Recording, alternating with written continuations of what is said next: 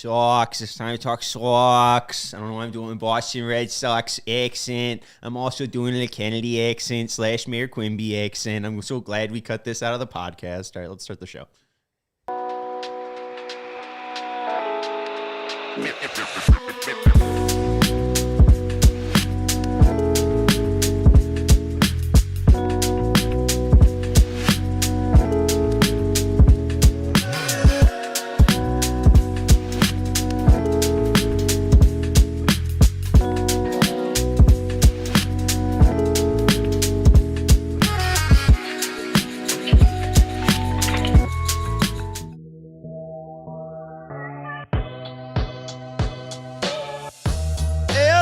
CHGO White Sox podcast, coming to you live from Studio B of our CHGO offices here in the West Loop of Chicago. Go look at the moon. The moon's huge. Can we do the show outside, Joey? We can show people the moon. No, and we've talked about this before. Don't yell at the audience about the moon. They did a show outside, though. They did do a show outside. So, seems like we can do a show outside. I don't know. All right, anyway. Welcome to the Moon Show. From Studio B, not outside, here in the West Loop of Chicago. I am Sean Anderson. That is Joey Christopoulos. That is Matt Peck. Hi, Matt Peck. Bye, Matt Peck. Beautiful. The moon's beautiful. I had to really pull Matt and Dave by the cowls of their shirts to get them out to look at the moon. It's huge. You know what? If you can't be awestruck by the moon, what are you going to be awestruck by, right? If the massive sun? Home runs and highlight dunks and full moons don't get you excited, what will in this earth, okay? So go look at the moon. On today's show, I'm pretty much going to do what we've been doing. Talk about Josh Bell.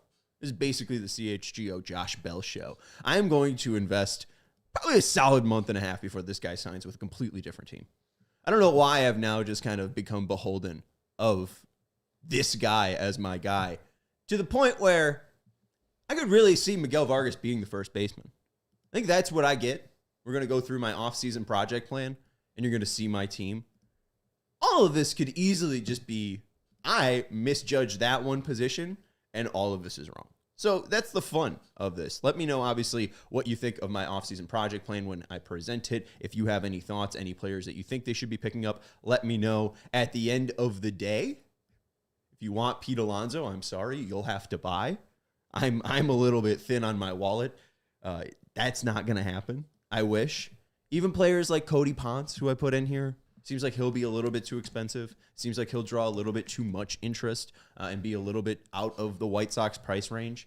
And the other thing I took away from this too, I got about $80 million on the books. It's like 79. And that's with Martin Perez's buyout. I really struggled to get to 80 million. So when Josh Nelson says 85 million, I don't know how the hell they're going to get there. Before we get into that, there's quotes that make this obviously more important.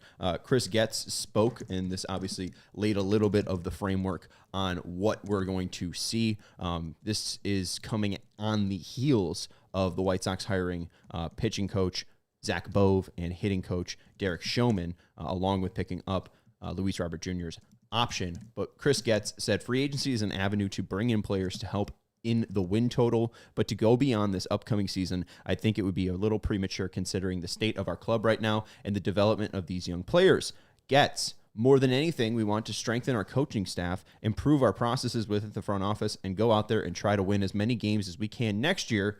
That is something we can control. And then in the future years, when we're approaching that 27 season, we'll adjust and put together the best club for the future that we can after the 26th season. And then Merkin, this is all from Scott Merkin, followed up with one final quote. We'll be active. To what extent is yet to be seen. Free agency is just about to kick off, and we'll get an idea of what the market is. But we do know we have areas we want to improve, and there are different ways to do it. One of them is free agency.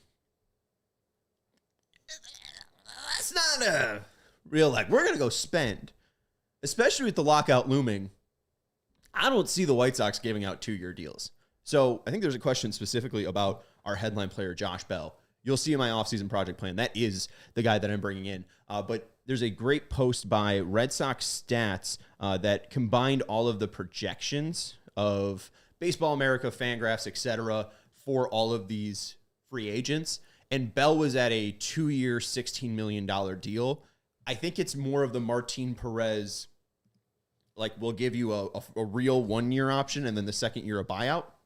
So that's why I think Josh Bell is also more viable, is because I do think that the White Sox, this contract that they'll give him is a 2-year deal, but it's mainly a base salary plus a buyout in 2027. So I think if you saw that quote and you're feeling a little pit in your stomach, you probably had the wrong expectations. It always felt like 27 would be more of a year that they go for it. And it's less about Ishbia, it's less about Jerry. It's mainly because of the state of baseball.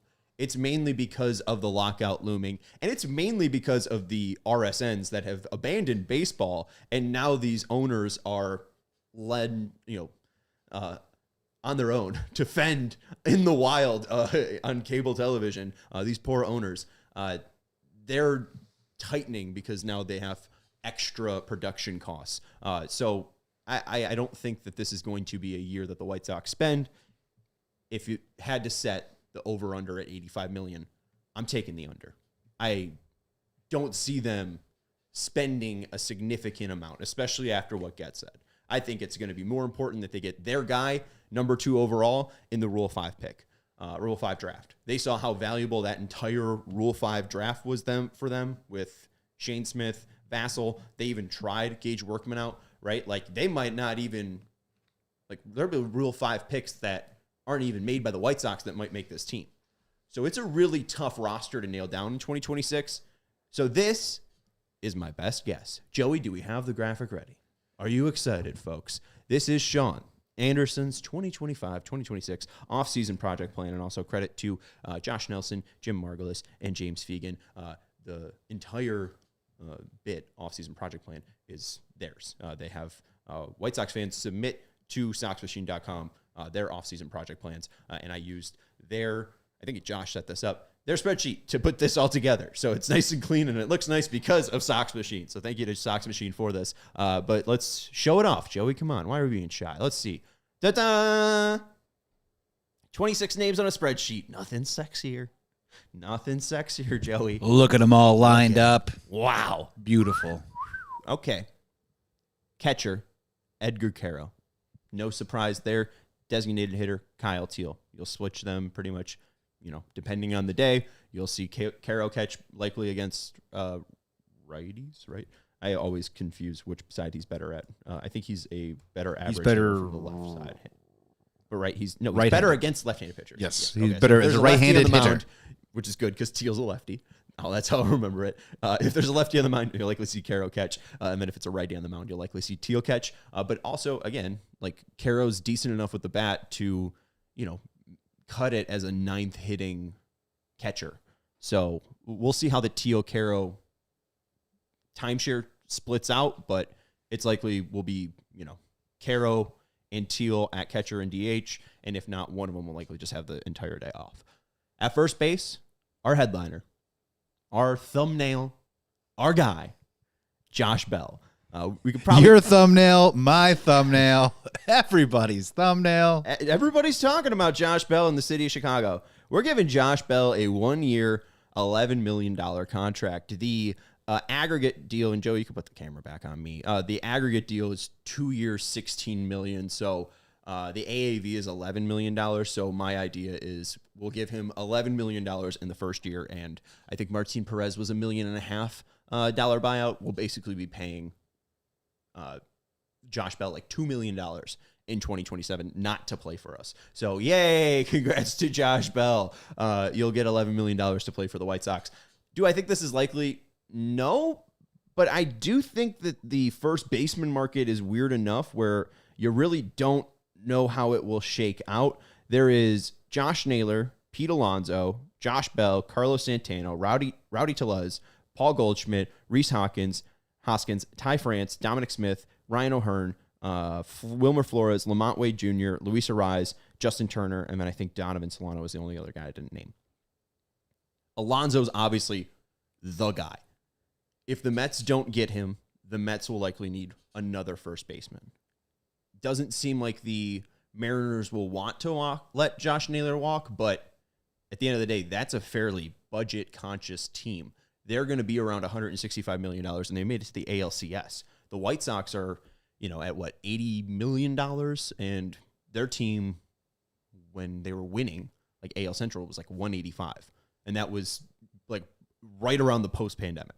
So that Mariners team is fairly tied up. So I don't know if they'll be competitive in a nailer market. So I could see if Alonso does move somewhere. I don't know where the hell that'd be. Like maybe if okay, Schwarber, you could say Alonso goes to the Phillies as their DH, or then Harper moves to the DH / maybe they put him back in. They right just field do for a split little bit. skis. They do split skis. They do the whole. We're going to keep them both off of their feet and keep them fresh and healthy. So they're both going to play first base. Like keep in mind, Bryce Harper was a finalist for the Gold Glove. We don't know if I just think that there's a way where Josh Bell is the guy that I want, at least. That's not too unrealistic. Like I think Naylor's unrealistic. Yeah, when you think Alonso's unrealistic. Yeah, well, Alonso, you have to go to like some of the old favorites, right? Like you always have to throw the Giants in there because if any player ever has a giant price tag, you're always going to see the Giants are going to be possibly involved, and they have a ton of money and they just win the Yankees World Series. Also are going to move on from Paul Goldschmidt. There's that situation there, so I mean he'll have a market if the Mets spring him free. My question for you is when it comes to Josh Bell is how do you think the Sox are going to play it? As in, one, you can come to Josh Bell and you could say, hey, we're interested in jumping the market and we're offering you 2 years and you're going to have guaranteed money, dude, if you want to just sign on the dotted line right now. Or do you think because there are a lot of those first base options, is it going to be more of Alonso's the first shoe to drop, everyone's going to see what happens there, and then maybe the White Sox wait out the market and then see if they can get Bell at the price they've always wanted him at? I just don't see a variance in salary with Josh Bell, so I'm curious how aggressive they want to be at targeting how they want to spend their dollars. Not a lot of dollars, but they are going to target some of that. How aggressive they're going to be and try and bring in those players in. Or they're just going to wait it out, I don't know. I think if the number's right, a player will sign. And right. I think it's going to be difficult for teams that aren't the Mets and Dodgers and Yankees to make that number sound pretty. So if the White Sox do have a small budget, but are aware that they have $40 million to play with, if they're fine with saying, all right, we'll give you what you're looking for, like, because they know what they need, and it's not like, oh, well, we have several offers where if Schwarber accepts our offer, we're going to have to change what we're giving to Bell or not be in it on Bell at all. Like the White Sox saying, hey, we're giving you this right now. A player that is just looking to play baseball and could be like, hey, if I have a good enough year first half, they're trading me anyways. Like, let's just take the money, and I'm playing MLB baseball for 2026 right. For $11 million, the price I want to. So, I mean, it kind of happened with Fetty. Like, they outbid the Mets. Is that because they have more money than the Mets? No, it's because they knew that was a guy that they wanted, and they didn't care about making their luxury tax third threshold matter because they were just going to spend $7.5 million and they're under $100 million anyways. Yeah, that's my question, right? It's not big dollars, it's smart dollars. Like if you do the old cliche of like you're going to a grocery store and you're making a list of what you want to buy, like the White Sox have a list of what they want to buy. My question is, are they going to go there and try and be aggressive in the markets that they want to be aggressive in and try and take care of what they have, or are they going to wait it out? Because the other part about it too is I don't think what are you asking? I'm talking about Josh Bell at first base. I mean, I don't know how the first base market's going to play. I mean, I think that Alonso is going to take a decent long time to sign. Right. Alonso, with the way that things have played out with Alonso throughout the past years, he wants a 5-year deal. I don't know if the Mets necessarily want to give him a 5-year deal, but they're likely offering the most AAV. So he'll either have to decide, like, do I want to go back to the Mets for like a 3-year, $40 million AAV or whatever, or go sign with, the Yankees. I don't think they need a first baseman because they have Rice, et cetera. But go to the Yankees for a 5-year deal, but, for $30 million AAV, right? Like, while he's hemming and hawing between those, if the White Sox are like, hey, Josh Bell, it's been a month. Do you want to know where you're playing? if they offer the right amount of money, which isn't absurd, they haven't paid, I think they have 2 players currently at a $10+ million cap. It's Benintendi and Robert. Like, they easily can afford this at their current cap level. Like, $11 million is nothing, but it's not nothing to Josh Bell, where he can secure where he can play. So, I mean, if they're, again, not trying to save the pennies, because I still have them spending on Grichuk, Bell, etc., like, they're still under $85 million. Right. My thing is that I just think the White Sox are not going to spend bad money. They're not going to wait the market out, and then whoever's left still dancing is the person that they're going to pick. Like, they're not just going to go out and take Donovan Solano. That's why I think that's what I'm trying to follow up. I mean, like,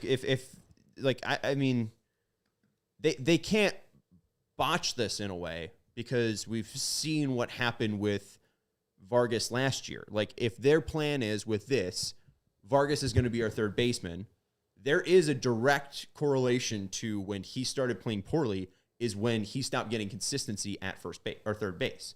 So around May is when he had his worst month, and that's when they started moving him over to first base, because that's when Vaughn got moved to AAA, then DFA'd, etc.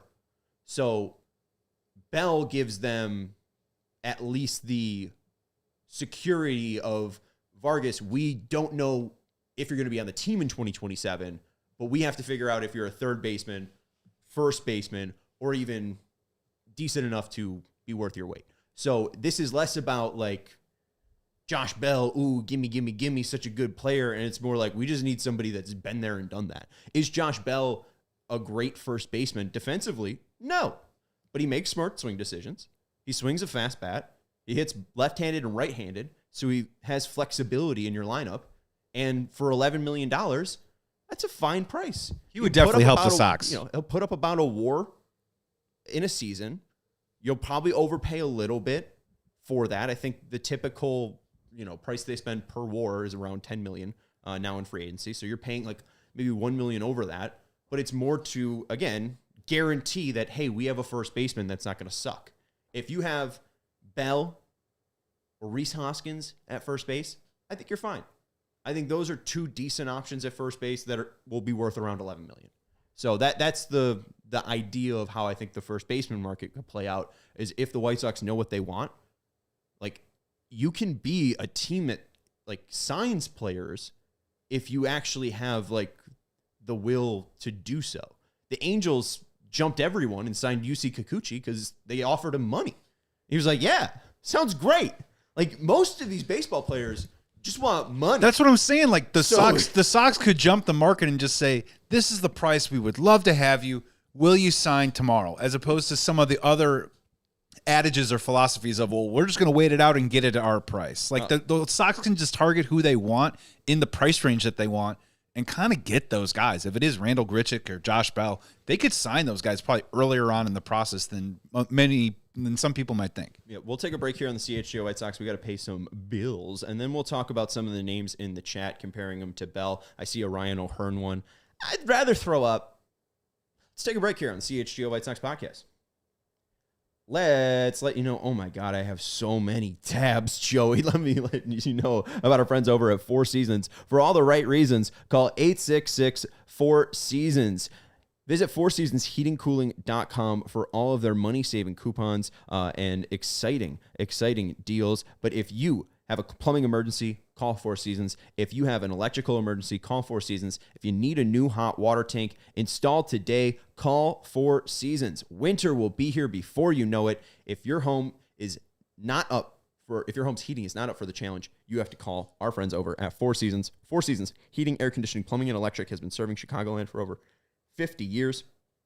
And now is the time to schedule your Four Seasons furnace tune-up. And if you're thinking about a new home generator, we've got you covered. Four Seasons Heating, Air Conditioning, Plumbing, and Electric has been serving Chicagoland for over 50 years. Your trusted local experts are Four Seasons Heating, Air Conditioning, Plumbing, and Electric. Visit fourseasonsheatingcooling.com for all their special offers and money-saving coupons. That's fourseasonsheatingcooling.com. And if you have a same-day installation for all your heating, they guarantee same-day installation for all your heating, cooling, plumbing, and electrical and generator needs with no extra charges for nights, weekends, or holidays. Call 866-4Seasons. We also want to let you know about our friends over at Bet365. Whatever the moment, it's never ordinary with our friends over at Bet365.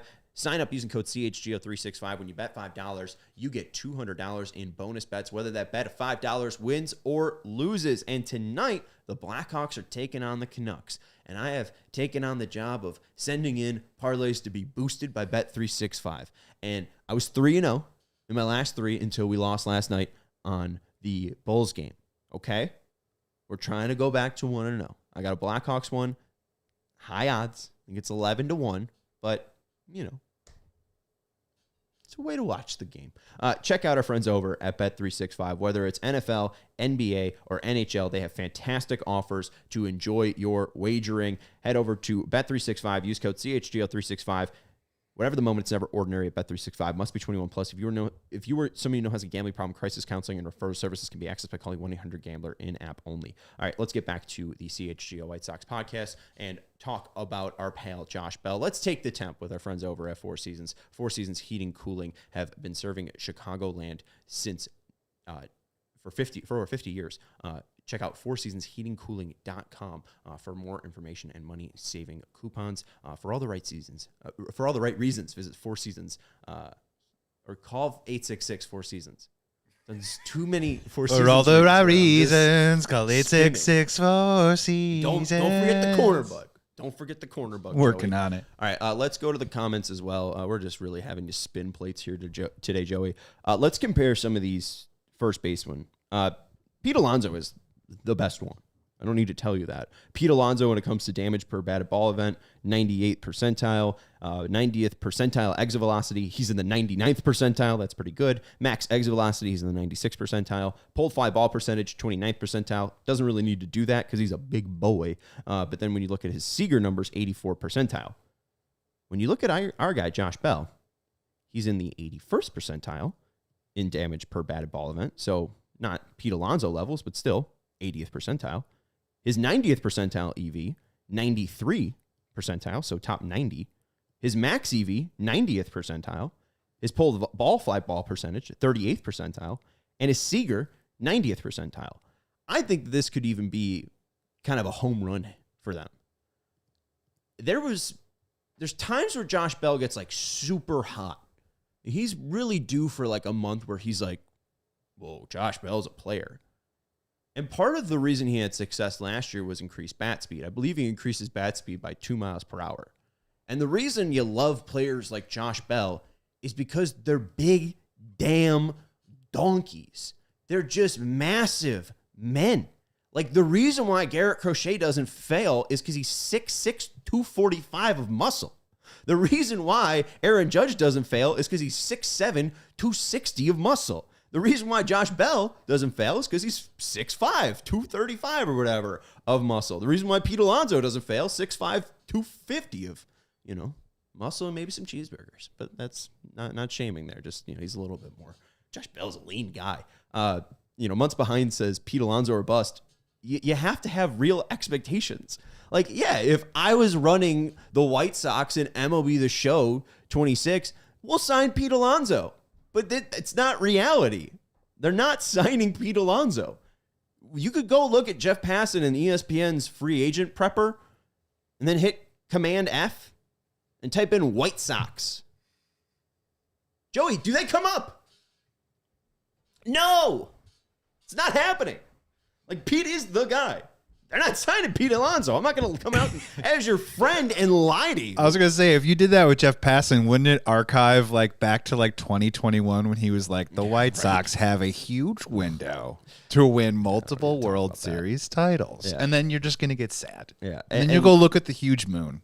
And go look at the huge moon. The guy that would probably be the consolation prize here is Rhys Hoskins. 64th percentile in damage per batted ball event, 40th percentile in 90th percentile exit velocity, 62 percentile in max EV. So he does have the ability to maybe level up that 90th percentile exit velocity and maybe get to more of an average level for that when it comes to a percentile range. Pulled fly ball percentage, though, 99th percentile. So you love to see that he is maximizing when he is hitting fly balls, that they have a more likelihood of going out. And then the Seager, 94th percentile. He doesn't swing at pitches outside the zone. So I do think that, Hoskins likely is probably the best defender or the better defender of Bell and Bell and Hoskins, but I do think Bell has maybe 28 homer power. I don't think he's ever reached that, but I do think that he's never really unlocked his full capabilities. When you're playing with the Pirates, you're not really being taught how to play modern day baseball. And he grew up in the Pirates system. He did hit 37 homers in 2019. So my bad. That is the juice ball era. So I was going to also say he had he started off a season like white hot. 2021, like 12 bombs like the first month or something like that. 2021 he had 27. 2017 he had 26. So he's been over 25 before. Hasn't been over 25 since 2021, but last year 2022 or 2025, sorry, he had 22. And that's in 140 games. Like I do think if you saw 140 games from him, I think especially with his increased bat speed, you could see 25 homers from him. I think it's worth the roll of the dice because his bat will play, and even if the defense doesn't play, oh well. The White Sox hopefully can improve their pitching and get more strikeouts and make that defense matter a little bit less. I don't think that the White Sox will ever play crystal clean defense yet. I think that part of that is like the change within the organization. I really just want somebody that can hit. And Hoskins has the ability to go cold. So I would say my guy is Josh Bell out of this. Well, and also just really quickly, when you're talking about trying to develop young players, don't you kind of owe it to them a little bit to try and provide? I know protection is such a cliched narrative in Major League Baseball, but some veteran that can take the load off a little bit, a guy that can get hot for 3 or 4 days at a time, that maybe when one of your younger guys isn't going so hot, so maybe they don't feel all that pressure to turn it around so quickly. It is nice to insulate some of these young guys' development with dudes that know what they're doing in the lineup. Well, and a player that has the qualities that you're looking for. Like, hey, guys, you can make it until you're a 33-year-old if you have good swing decisions and you are increasing your bat speed, right? Like, this is a guy that has gone through being a top prospect, not being what people have expected, but good enough to still be around at age 33 making $11 million, Well, they talked about what Michael Taylor didn't produce on the field, but Michael A. Taylor in the dugout and the locker room was widely respected. I think because he bought into what the Sox are trying to sell to these young guys. Joey, I was putting this together. I know we're talking old Nationals now, but I mean, I was putting this together and I was looking at that fourth outfield spot. Well, you could see that it's Derek Hill. I really wanted to put Michael A. Taylor there, and I just kept having to remind myself, he's retired. Michael A. Taylor, 78th percentile in damage per batted ball event, 73rd percentile and 90th percentile exit velocity, 92nd percentile in max EV. His Seager's around, average. He was pretty good last year. I really liked watching Michael A. Taylor play baseball. He was decent. He's a really good fourth outfielder. So I would love to see Michael A. Taylor back. But let's talk really quickly about O'Hearn because some people have brought him up as a possibility. I just don't like him. I understand that he has that connection in the past to Ryan Fuller, but I don't even like what he was doing with Ryan Fuller. His best year with Ryan Fuller would be that 2024 season, and even then, it's a 119 OPS plus, 15 homers. I would cut him a little bit of slack because it's in that kind of hellacious place to hit homers if you were a righty. He's a lefty, so I don't know why I'm bringing that up. But I don't even know. I'm trying to be nice to him. I don't like him. He doesn't walk enough. He doesn't strike out a ton, but I don't think he's that much of a homer hitter. I would rather, if we're playing a guy at first base, a guy that has a possibility to hit 25 homers. And I don't think O'Hearn has that. Max EV with Baltimore, 40th percentile. Max EV with San Diego, 9th percentile. His Seager's okay, but nothing crazy. With San Diego, it was 73 percentile. With Baltimore, it was 45 percentile. And then I think even in 2024, his Seager was with Baltimore 58th percentile. So maybe it's there. But again, Max EV's 40th percentile. I just don't think he's that guy. I think you could probably find more consistency in hard hit balls with Reese than you can O'Hearn. So O'Hearn's 4th on this list. Could even be talked into Paul Goldschmidt over Ryan O'Hearn. If he just starts swinging a faster bat and pulling his fly balls, Paul Goldschmidt might be decent. But we don't need to go into that. But we got to take a break, and we'll get into the other 25 players because I've spent 30 minutes on Josh Bell and the CHGO White Sox podcast. But of course, we want to let you know about our friends over at Eye on the Ball. Dave and Chris are CHGO diehards that had an idea and brought it to life. They were looking for, or one was looking for, a golf coach for his daughter who's calling around to links left and right asking for clubhouse pros. Could not find one. He said, there has to be a better way. Let's make eyeontheball.net. Athletes, here's a question. Are you serious about leveling up your game? Because the right coach can change everything, and now finding one is easy with Eye on the Ball. It doesn't matter if you're just a kid starting out or competing at the top level. You could sign up totally free at eyeontheball.net. Create your profile, search through your coaches in your sport, and connect directly with the one that's right for you. From soccer to swimming, baseball to basketball, you name it, the coaches are there. So what are you waiting for? Your future... Oh my God, I've pasted Jedzik Pazor's name. Your future Jedzik Pazor coach could be one click away. Jump on today at eyeontheball.net. That's eyeontheball.net. Find your coach and take your game to the next level. How did Jedzik and Pazor names get in there? That's a guy that's 40-man eligible in the Boston Red Sox. What's it called? Red Sox organization. We also want to let you know about our friends over at Shady Rays. You know that moment, the one where you realize you've left your shades at a park because, you found a baseball and they have a pretty decent mount, so I'll take my shades off so I don't ruin them and throw them and break them, and then you just leave them there on the ground anyways, so why'd you take off the shades? Yeah, you've been there before. The best part about Shady Rays is if you forget them or if you break them, they will replace them. Shady Rays has changed the game. These are sunglasses that are made for real life. They're seriously good looking, polarized, durable, and not stupidly expensive. That's the real thing about Shady Rays was I had sunglasses that weren't broken. I break mine all the time. I cannot break my Shady Rays. Positive. That's a good thing. They are fantastic. If you do lose or break them, even on day one, Shady Rays will send you a brand new pair. No guilt trip, just replacements. So go test out the best sunglasses at shadyrays.com. We've teamed up with Shady Rays to bring you an exclusive offer. Head to shadyrays.com and use code CHGO for 35% off polarized sunglasses. Try for yourself the shades rated 5 stars by over 300,000 people. Shady Rays is the eyewear that has your back. I just want to give a quick shout out to Months Behind 9730, who simply just says, "Hey, Sean, lie to me, please." I wish, buddy. I wish. I want to be realistic because if I say, like, even jokingly, in like somewhat of a deadpan, brush fire, sarcastic, like, Sox are going to sign Pete Alonso, you never know. People might take that. Or if you like pounded your table like a hot take of like, the Sox need to sign Pete Alonso, and if they don't, I'm going to be so mad. I'm going to shave a polar bear into my chest hair. Anyways, are you trying to promote the Die Hard sale, Joey? Well, we'll do it in a second. Let me know when you have it ready, because we do have a great deal going on. Which one do you want? Let's use Hawks. Yeah, honestly, I love it. If there's a team that I think the White Sox will be most like, I think that it is the Blackhawks. I don't think they'll have like a Bears-like run. I understand the Bears and Hawks both had that number 1 overall pick in Caleb and Connor. Maybe Colson is that. Colson wasn't a number 1 overall pick, so maybe it's Rock Chalowski. But it seems like they have to have at least have a C name. Caleb, Connor. Who's a C name in the 2026 MLB draft? That's the true Colson, Crow, Christian. I don't know. We'll figure it out. But I think the Hawks are really interesting. I think that the White Sox are going to be kind of homegrown and built like the White Sox are. Just flash the lower third. It's fine.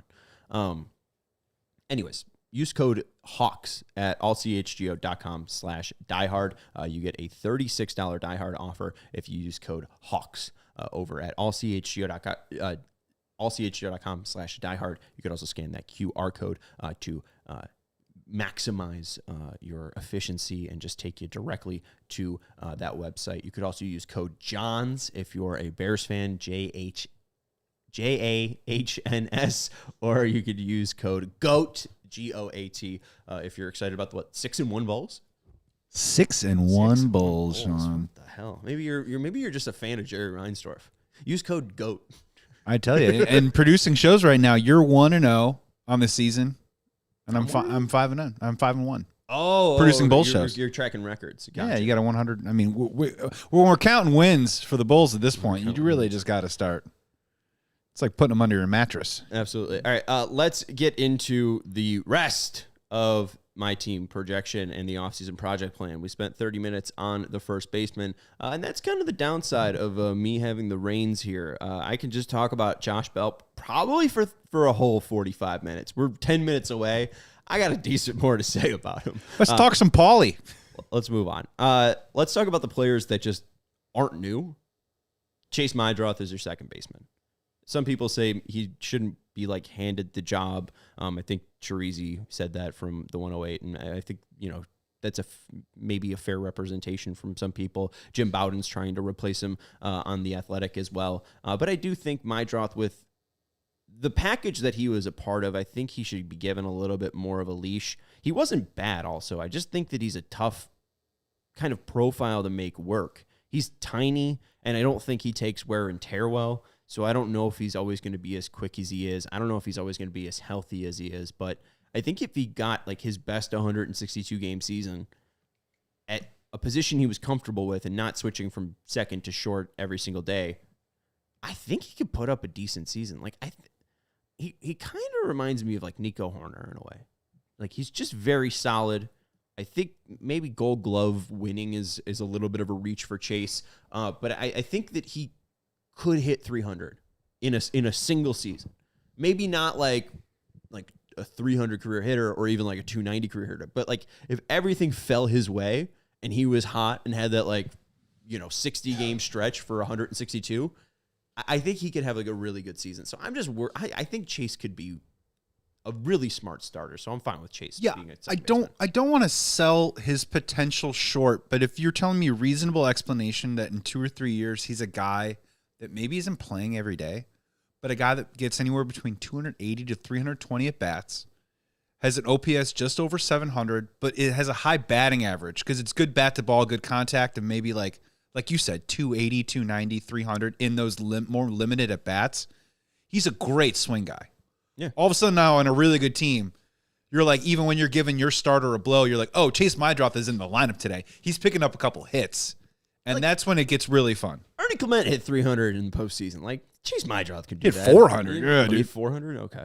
Dude, he was out of control. Anyways, let's get back to the postseason plan. Colson Montgomery's your shortstop. There's no news here. If he is healthy, he's your shortstop. Miguel Vargas is the third baseman. I know that some people want to put him at first base. That's fine, but there isn't a third baseman out there that's worth anything. So I don't think that there is a third baseman on the free agent market that you could put there. And it's really then, do you want Miguel Vargas in-house or or Curtis Mead in-house? And I'll take Vargas. Vargas was okay in 4 months at third base. He had a really, really bad May. I think that he can be all right at third base. Maybe he doesn't gain 25 pounds again, and I'm a little bit saddened, and maybe he's not big Miggy, but I do think that he could be a decent ball player, and I think that he can be all right at third. So let's give him another 162 at third. I think he showed enough. In left field, it's Andrew Benintendi because they can't get rid of him. In center field, it's Luis Robert Jr. because they can't get rid of him in a different way. Designated hitter Kyle Teal, we brought him up with Caro. Utility, I have Lenine Sosa. There's a lot of right-handed bats on that bench.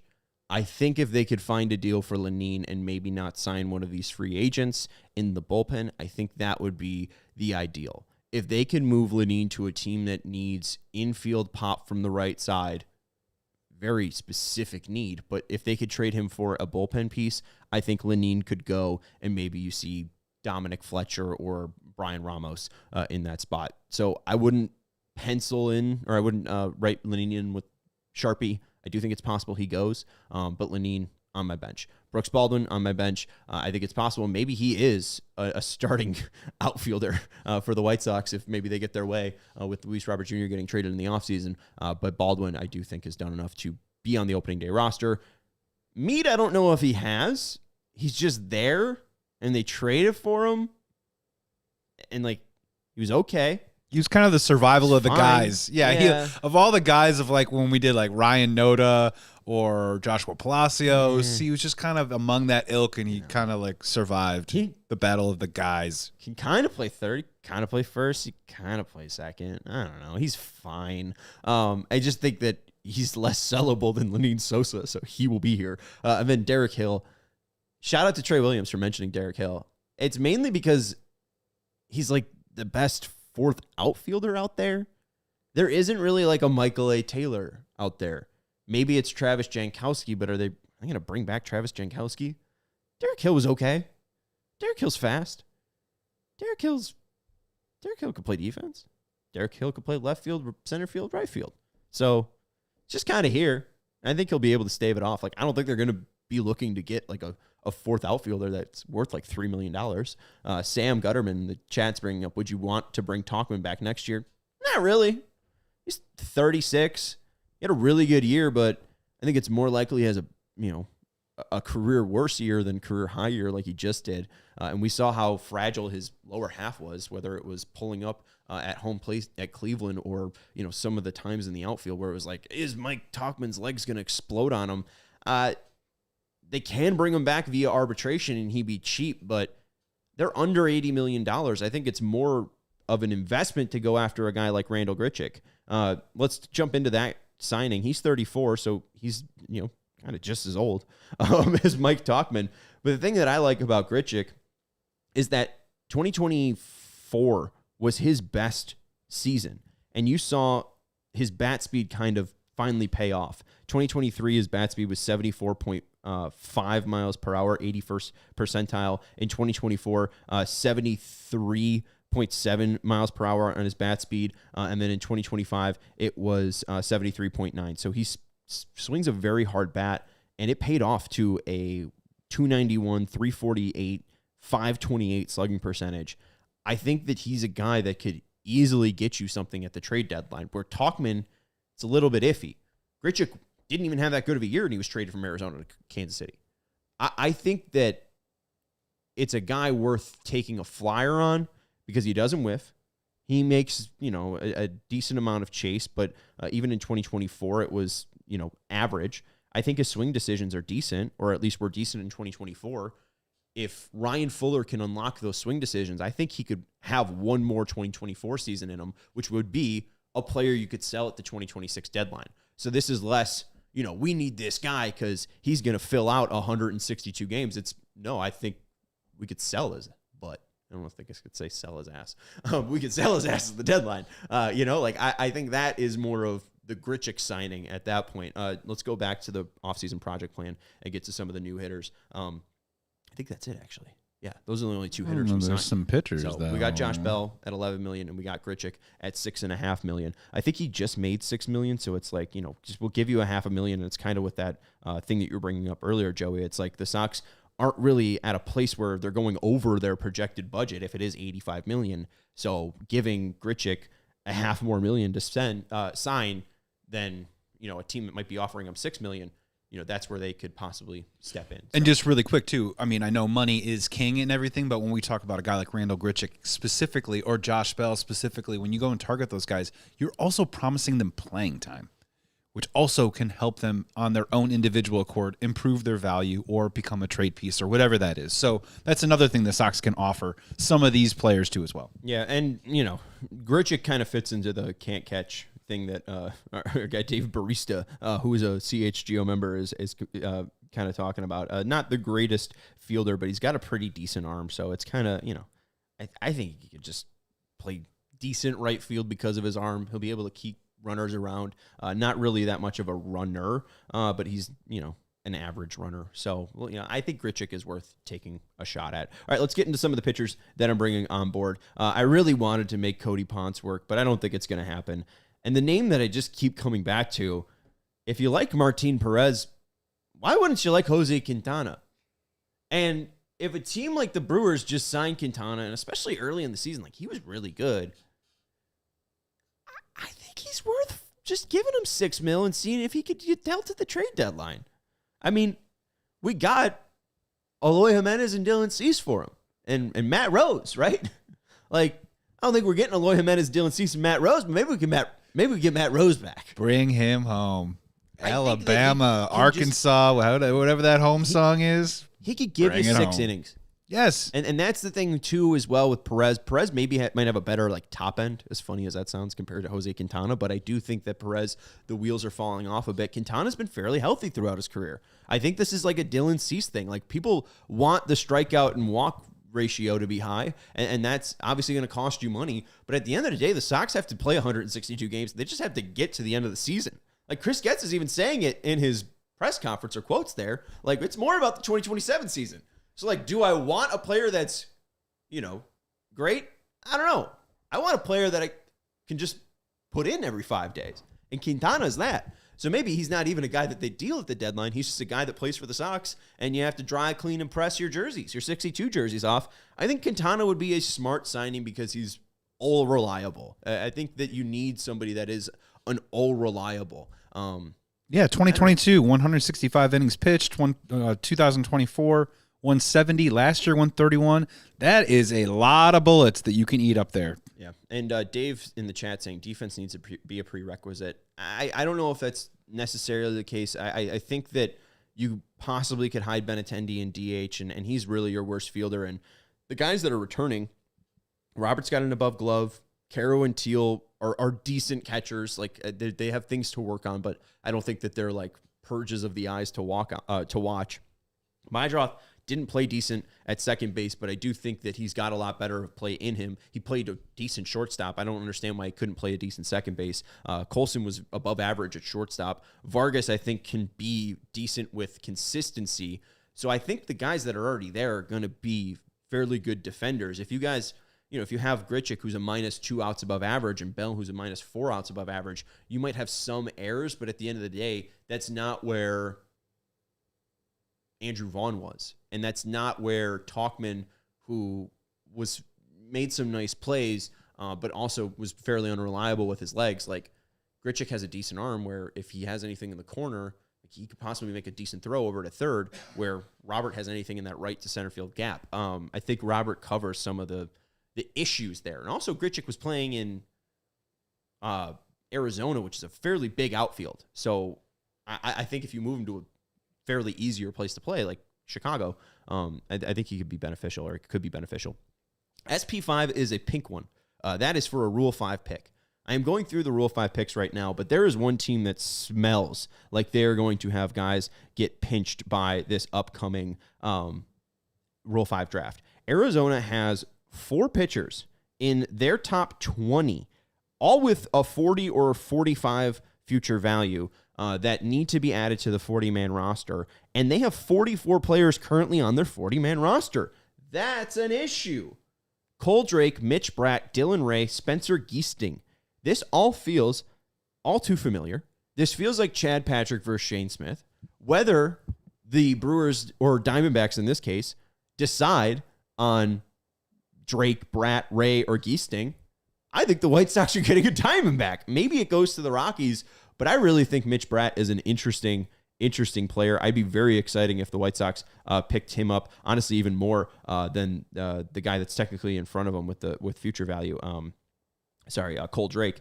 Mitch Bratt was just recently acquired from Texas this trade deadline, and even though the numbers don't look crazy, it's a 3.38 overall ERA. The 10.9 strikeout per 9 and 1.5 walk per 9 jumps out like crazy, and this is a lefty. I would be really, really excited if the White Sox gave him a try. He is a Canadian, and he's around 23 years old. I don't think this would be the most absurd thing.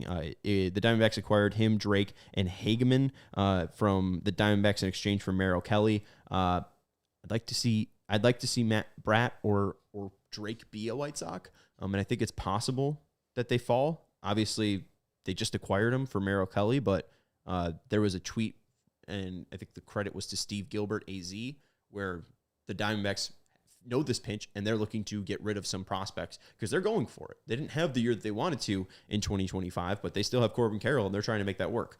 So I could see one of the young players from this Diamondbacks organization getting pinched and the White Sox benefiting from it. I have Grant Taylor, Jordan Leisure, Mike Vassell, Tyler Schweitzer, Sean Burke, Davis Martin, and Shane Smith returning. And then we have 4 bullpen names that we're adding. Steven Matz. There's one on there. $4 million name. Lou Trevino to a $1.5 million name. Ryan Stanek to a $4 million deal. And then Drew Smith to a $1 million deal. Drew Smith is a guy that has a really good arm and no idea what to throw. So if you're signing a guy like not Jeff Bove, Zach Bove, I'm gonna learn his damn name. A guy that is a grip master from what we've heard. Hopefully he would be able to take a guy like Drew Smith that has all the athleticism in the world to make pitching work and define his actual repertoire. So Drew Smith is a guy that sounds interesting because if the White Sox are signing people worth their weight coaching-wise, they should be able to make a guy like Drew Smith work. Steven Matz is a guy that is not sexy at all, but I think he can give you around 80 to 100 innings, and that I think is reliable when you have Mitch Bratt, who's a Rule 5 pick, Sean Burke, who's been iffy, Davis Martin, who's been iffy and also injured. Like, if any of those guys fall out the rotation, you could possibly put Matz into the rotation. And that's really the idea there, is Matz gives you length in Chris Flexen and who's that damn guy, Jared Schuster way. I think that is why you sign a guy like Steven Matz. Tyler Schweitzer is a Rule 5 eligible player. I think that they'll likely add him, and I think they want to try to see if he'll work as a reliever, because I don't think he was working as a starter in the minor leagues, but his numbers as a reliever were decent. Maybe if you shrink his role to a left-handed specialist, maybe his stuff ticks up. I think Schweitzer could possibly get a chance, so that's another one there. And then finally, just go back, Joe. Stanek is a name that isn't like a closer, isn't like a Devin Williams, but has really good stuff, throws extremely hard, and I think he could be a guy that easily could be a trade piece you dangle out if he has a really good first half. Trevino's similar. Trevino's more of a buy low candidate. He was really good in 2023, has dealt with a ton of injuries, but he has been a very good major league reliever before. I like the idea of buying low on Trevino in this injury case, but we're spending $79 million or so, and that's with Martin Perez buyout, Jose Abreu buyout, et cetera, et cetera.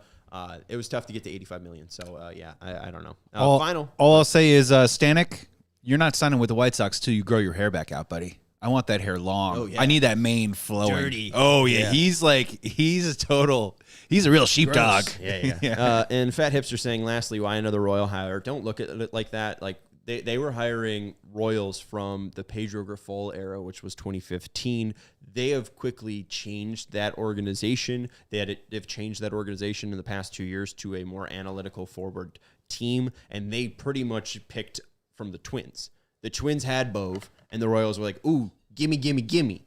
So I actually like that the AL Central is pretty much just cannibalizing Zach Bove, that the Twins couldn't afford him, that the Royals already had two guys. He was the assistant pitching coach. So it's like, well, if the Royals are doing good pitching stuff, like, let's just pick off from them. So it's less about like looking at it as the Royal, but like look at it more like the Royals have evolved. The Royals aren't, Alex Gordon anymore. It's Bobby Witt. And with Bobby Witt, they have embraced modern baseball, which is why Bove is not really a Royal guy. He was mostly a Twin guy, and he's only been with the Royals for 2 years. So it's not like Pedro Grifol, who was like a Royal lifer, So that's my thought on Bove. Don't look at it as a Royal thing. It's mostly a Twin thing, honestly. Like, Showman was from the Twins, and then he got let go and went to the Marlins for a year. But he's mostly a Twin guy, and he was an independent league guy. Bove is a D3 guy that became a Twin guy, and then because of his Twin success and the Twins being fairly cheap, you understand why Ishbia has now left the pursuit of buying that team. I think it's mostly about the Twins being a poverty franchise.